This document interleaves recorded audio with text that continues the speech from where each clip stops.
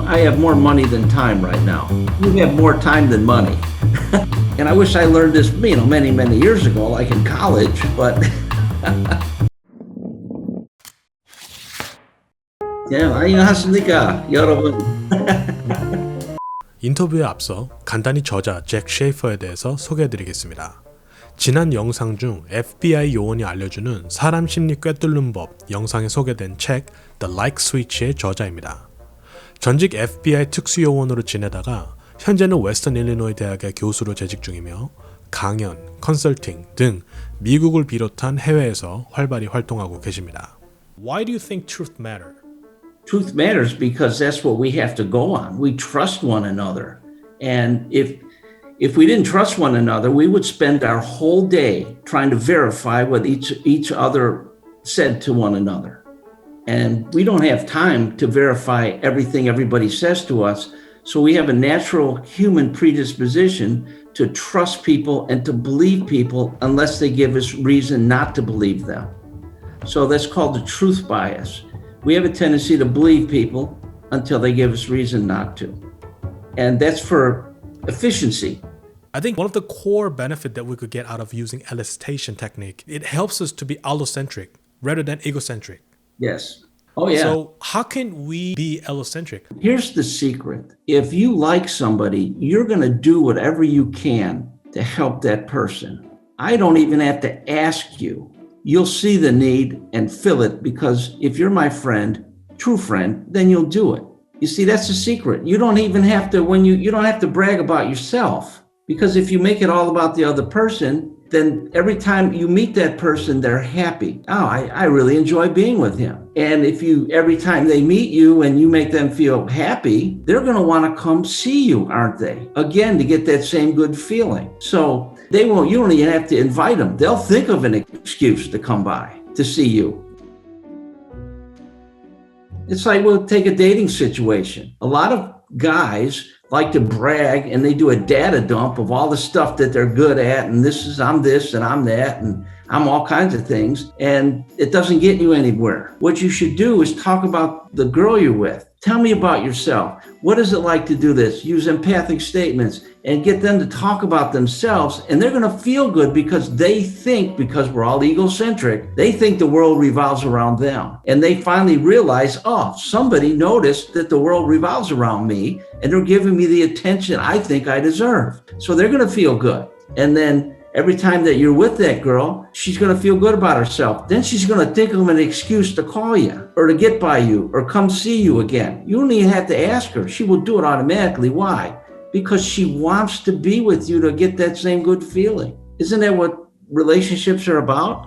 And if she does the same to you, my gosh, that would be a nice relationship, wouldn't it? So it's not difficult. And I wish I learned this, many, many years ago, like in college, but it's never too late for young folks to know, keep it off you. And the other thing is, you don't want to data dump when you first meet somebody to say how great you are. What you want to do is use the Hansel and Gretel technique. That's where you leave a little breadcrumb. So you reveal a little bit, and over the months and the years, you're still revealing things about you that keeps that relationship novel. It keeps it interesting. Oh, I didn't know you did that. Well, that's amazing. And then 2 or 3 months later, you throw out another thing. Oh, I didn't know you did that. Wow, that's amazing. I'm learning more and more about you every time we meet versus I'm going to tell you everything right away to impress you. And then what do I have to show you later? Nothing. So it's better to just keep it the Hansel and Gretel technique, just the little crumb here and there and just follow the path and keep that relationship new.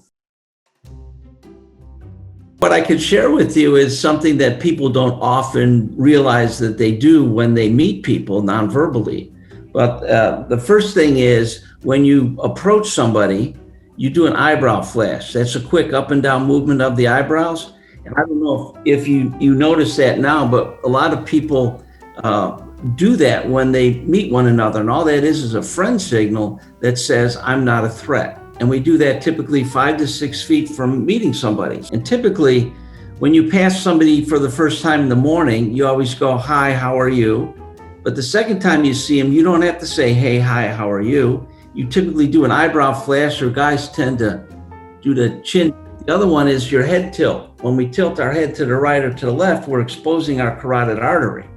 And that's a very vulnerable part of our body. So what we're doing is we're saying, hey, I trust you because here's something very vulnerable that you can attack.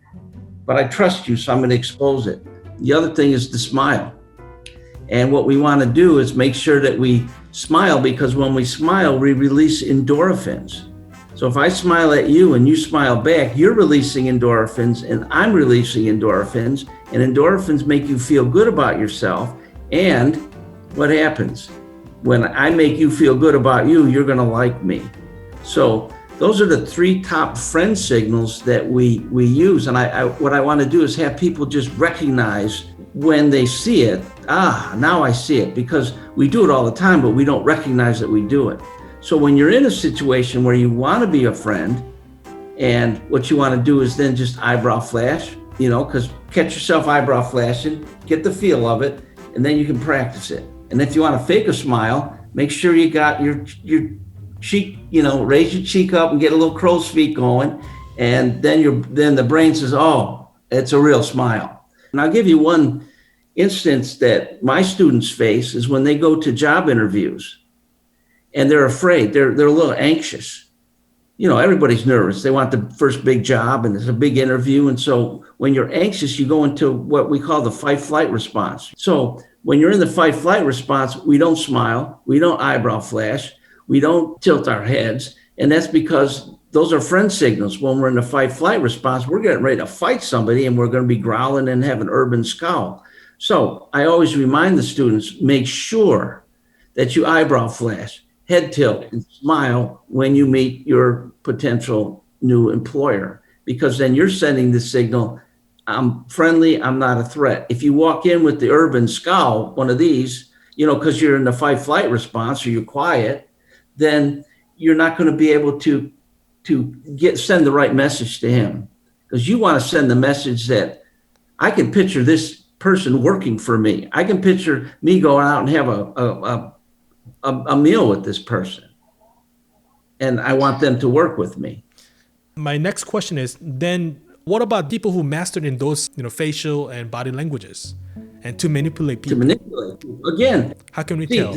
I'm presenting in the book are things that people normally do when they become friends. So con men know these techniques and use these techniques to exploit or manipulate people.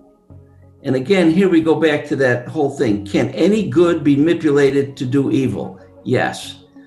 Our job is to recognize how con men take advantage of us. And once we recognize that, we name it and claim it. And then we can protect ourselves against somebody that's trying to exploit us.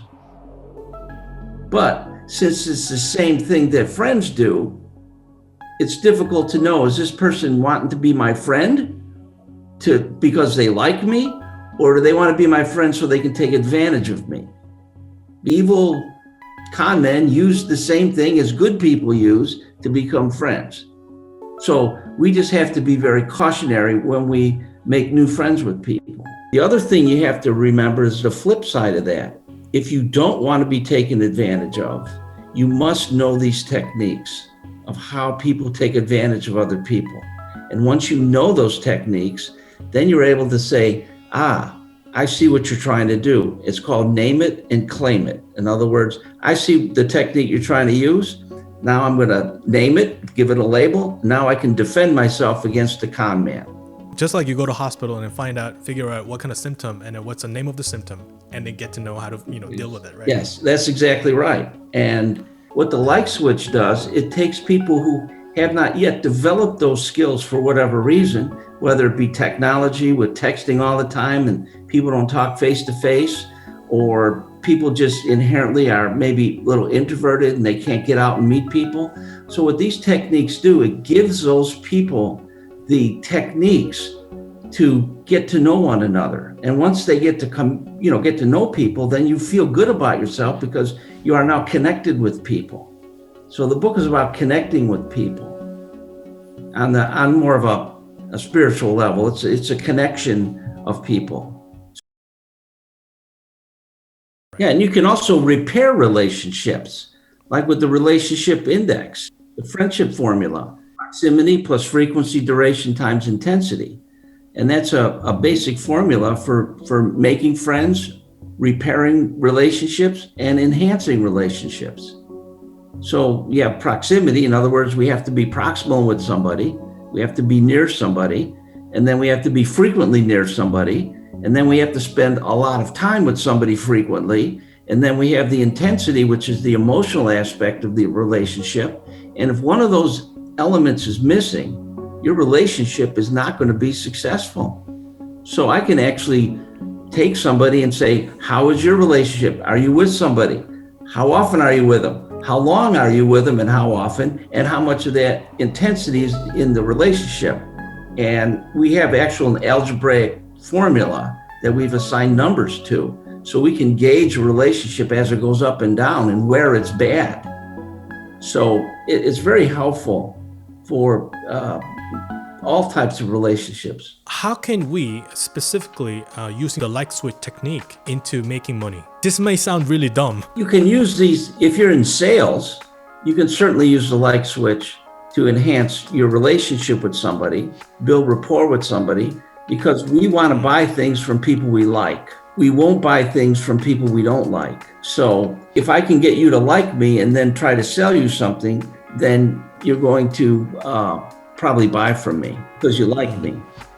The other thing you can do to save money is if you want to get the best deal on something, you're going to want to know everything you can about the markup, how much commission the person makes, how much did they actually buy the product for, all those things that go into manufacturing and selling an item. And that's usually closely held information. You can get that information through elicitation, and that is getting people to tell you the truth or reveal sensitive information, and they don't even realize they're doing it. But the best thing you can do to make money is enjoy what you're doing. Every day I was in the FBI, I woke up and counted it a privilege to go to work.